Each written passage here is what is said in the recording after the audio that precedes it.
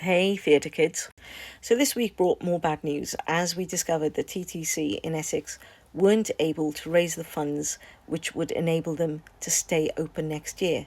So this is yet another college that has been producing results year on year but hasn't been able to secure government funding streams in order to survive.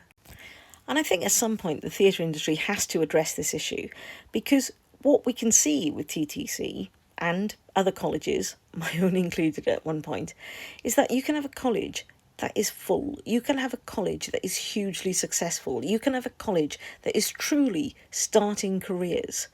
And yet the funding options open to that college are so limiting that actually it makes it impossible for that college to survive.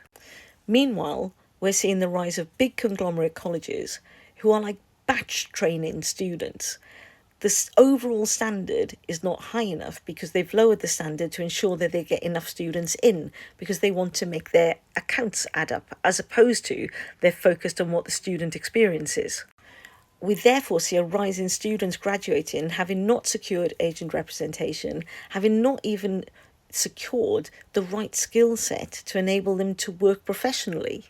Social media shouldn't be awash with influencers telling people how to survive in our industry. That's what your college should have done for you. You shouldn't have to look at the latest TikTok to find out how to get an agent. Your college should have told you. You shouldn't have to look to the Instagram to find out how to do an audition. That's what your college should have taught you. But the students at TTC knew all of that, and yet their college still couldn't survive. In this case, because the college was waiting to get validation from a university, because then they could have run a degree, and the degree would have secured them the government funding stream. For an industry that really likes to make a fuss about a lot of things, I'm really confused why we love eulogising about how brilliant a college was and yet is closed.